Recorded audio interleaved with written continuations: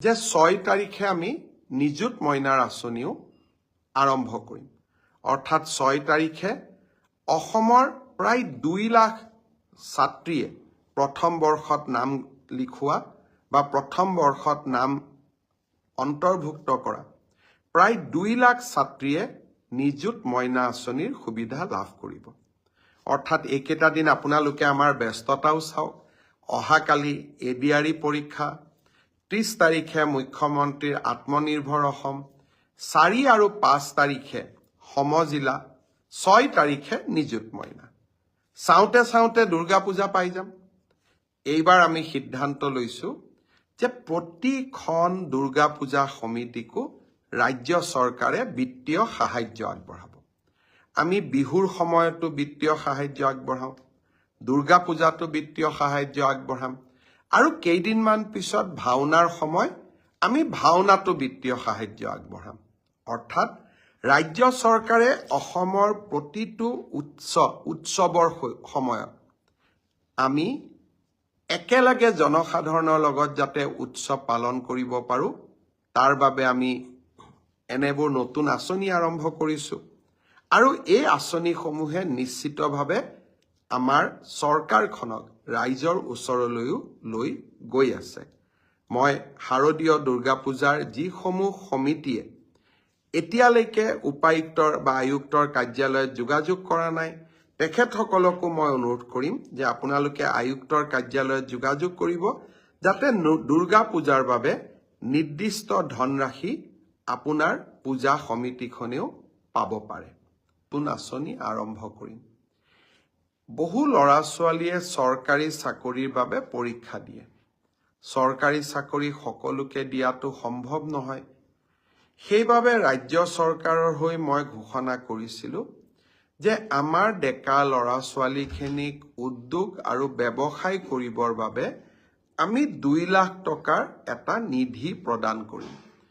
আৰু খুব ভাল কৰি যদি এই 2 লাখ টকা ব্যৱহাৰ কৰি আমি ব্যৱসায় এটা নিৰ্মাণ কৰোঁ, ভৱিষ্যতে প্ৰধানমন্ত্ৰীৰ মুদ্ৰা আঁচনিৰো আমি সহায় ল'ব পাৰিম বা মুদ্ৰা আঁচনিৰ জৰিয়তেও আমি এই 2 লাখ টকাক আৰু ডাঙৰ বৃহৎ পুঁজিলৈ ৰূপান্তৰ কৰিব পাৰিম। এই প্ৰধানমন্ত্ৰী আমাৰ মুখ্যমন্ত্ৰীৰ আত্মনিৰ্ভৰ অসম আঁচনিৰ প্ৰথম কিস্তিৰ ধন 30 তাৰিখে ৰাতিপুৱা 10 বজাত আমি গুৱাহাটীৰ খানাপাৰা ফিল্ডৰ পৰা বিতৰণ কৰিম। ইতিমধ্যে আমাৰ জিলা উপায়ুক্তসকলে নিৰ্বাচিত ছাত্ৰ ছাত্ৰীসকলক আমন্ত্ৰণ জনাইছে। মই আশা কৰিম যে 25,000 নিৰ্বাচিত যুৱক যুৱতী অহা 30 তাৰিখে যাতে খানাপাৰালৈ আহে। প্ৰথম আমি 75,000 টকা দিম। 3 দিনীয়া প্ৰশিক্ষণটো সমাপ্ত হোৱাৰ লগে লগে আমি আৰু 25,000 টকা নৱেম্বৰ মাহৰ ভিতৰতে এই যুৱক যুৱতীসকললৈ আগবঢ়াম। পৰৱৰ্তী এই 1 লাখ টকা কেনেকৈ ভাল কৰি ব্যৱহাৰ কৰিছে তাৰ ওপৰত ভিত্তি কৰি আমি পৰৱৰ্তী সময়ত আৰু 1 লাখ টকা যুৱক যুৱতীসকলক আমি দিয়াৰ ব্যৱস্থা কৰিম। বহুতে মোক সোধে টকাটো ঘূৰাই দিব লাগিব নেকি? 1 লাখ টকা ঘূৰাই দিব নালাগে। আৰু বাকী 1 লাখ টকাও 3 বছৰ পিছত মাত্ৰ মাহত 5,000 টকাৰ এটা সৰু ইনষ্টলমেণ্টেৰে 5 বছৰ সময় আমাৰ 5,000 কৰি আপোনালোকে লাহে লাহে এই পইচাটো আমাক উভতাই থাকিব পাৰিব। ল'ৰা ছোৱালীক, যুৱক যুৱতীক আমি সকলো প্ৰকাৰে সহায় কৰাৰ বাবে আমি প্ৰচেষ্টা কৰিছোঁ। এই মুখ্যমন্ত্ৰীৰ আত্মনিৰ্ভৰ অসম আঁচনিৰ দ্বিতীয় লানিও আমি লগে লগে আৰম্ভ কৰিম। এইবাৰ আমি আৰু নতুনকৈ 75,000 যুৱক যুৱতীক এই মুখ্যমন্ত্ৰীৰ আত্মনিৰ্ভৰ অসম আঁচনিলৈ আনিবৰ বাবে চেষ্টা কৰিম। যুৱক যুৱতীসকলক মই অনুৰোধ কৰিম, চৰকাৰী চাকৰিয়ে হওক বা আত্মনিৰ্ভৰশীলতাই হওক, দুইটা ক্ষেত্ৰতে আমাৰ চৰকাৰে আপোনালোকৰ লগত সুন্দৰভাৱে কাম কৰি যাব। ঈশান বৰুৱাই মোক অভিনন্দন জনাইছে, মই ফেচবুক লাইভত চাই আছো।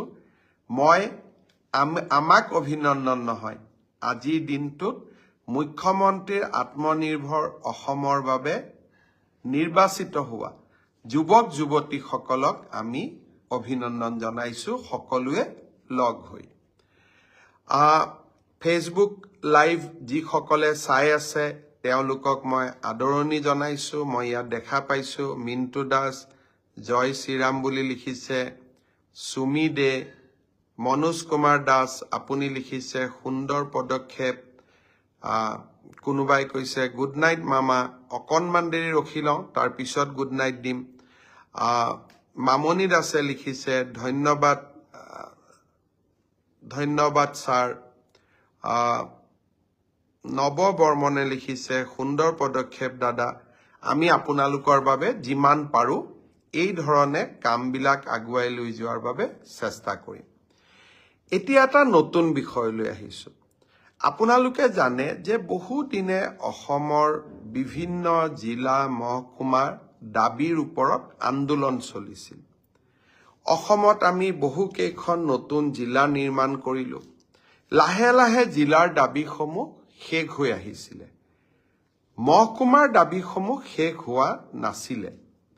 মই দায়িত্ব লোৱাৰ পিছত চিন্তা কৰিছিলো যে প্ৰশাসনক আমি তৃণমূল পৰ্যায়লৈ কেনেকে লৈ যাব পাৰি। মোৰ এটা মনত বহু দিনৰ পৰা পৰিকল্পনা আছিল যে আমি প্ৰতিটো সমষ্টিতে একোটাকৈ মহকুমা নিৰ্মাণ কৰিব পাৰো নেকি, সদৰ মহকুমাকেইটাক বাদ দি, অৰ্থাৎ জিলাৰ সদৰ স্থানসমূহত সদৰ বিধানসভা সমষ্টিটো বাদ দি। লাহে লাহে চিন্তাধাৰা মেচিউৰ্ড হ'ল। হওঁতে হওঁতে আমি এটা নতুন মডেল নিৰ্মাণ কৰিলো, অৰ্থাৎ প্ৰত্যেকটো সমষ্টিতে আমি এটা সমজিলা গঠন কৰিম। সমজিলা মানে মহকুমাৰ ওপৰত জিলাৰ প্ৰায় সমান। ইংৰাজীত আমি সাব ডিষ্ট্ৰিক্ট বুলি কৈছিলো, অসমীয়াত আমি প্ৰথমতে উপজিলা শব্দটো ব্যৱহাৰ কৰিছিলো। এতিয়াৰ পৰা আমি সমজিলা বুলি আমি ক'ব খুজিছো।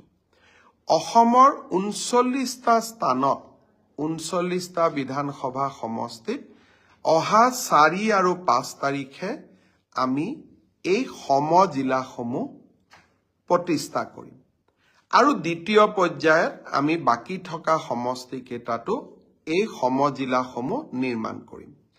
সমজিলাসমূহ হোৱাৰ পিছত আপোনালোকৰ বহুবিলাক কাম জিলা উপায়ুক্ত বা জিলা আয়ুক্তৰ কাৰ্যালয় নোযোৱাকৈ সম্পন্ন হ'ব। বিধায়কৰ পুঁজি, আনটাইড ফাণ্ড, মাটি বাৰীৰ বহুত কাম, ৰেচন কাৰ্ড, আমাৰ কেৰাচিন তেলৰ কাম, নেক্সট অফ কিনৰ চাৰ্টিফিকেট, মাটি কিনাৰ বাবে প্ৰয়োজনীয় NOC, এই বিভিন্ন ধৰণৰ সেৱা এতিয়া সমজিলাৰ পৰাই আমি কৰিব পাৰিম। আৰু এই সমজিলাৰ চিন্তা ভাৰতত প্ৰথমবাৰৰ বাবে অসমে কৰিছে। অহা 4 আৰু 5 তাৰিখে যিবোৰ জিলাত, যিবোৰ বিধানসভা সমষ্টিত 39টা সমষ্টিত সমজিলা গঠন হ'ব, মই আটাইকে আগতীয়াকৈ শুভকামনা জনাইছো। এই সমজিলাই প্ৰশাসনক একেবাৰে ৰাইজৰ ওচৰলৈ লৈ যাব। ৰাইজৰ বহুদিনীয়া সমস্যা আমাৰ সমাধান হ'ব। বসন্তই ইয়াত লিখিছে যে মুখ্যমন্ত্ৰীৰ আত্মনিৰ্ভৰ অভিযানত মই সিলেকশ্যন হৈছো, মামাক ধন্যবাদ জনাইছো।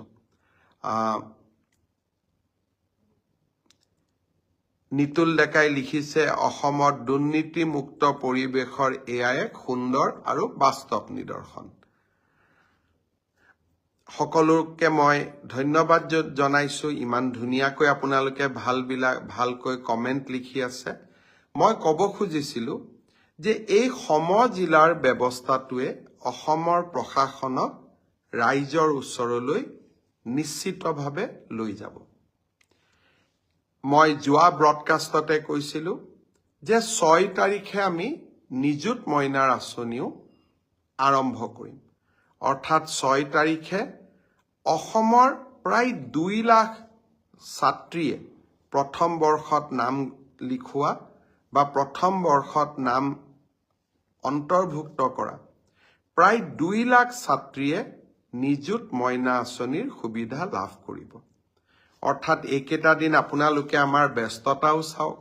অহাকালি এডিআৰই পৰীক্ষা, 30 তাৰিখে মুখ্যমন্ত্ৰীৰ আত্মনিৰ্ভৰ অসম, 4 আৰু 5 তাৰিখে সমজিলা, 6 তাৰিখে নিযুত মইনা। চাওঁতে চাওঁতে দুৰ্গা পূজা পাই যাম। এইবাৰ আমি সিদ্ধান্ত লৈছোঁ যে প্ৰতিখন দুৰ্গা পূজা সমিতিকো ৰাজ্য চৰকাৰে বিত্তীয় সাহায্য আগবঢ়াব। আমি বিহুৰ সময়তো বিত্তীয়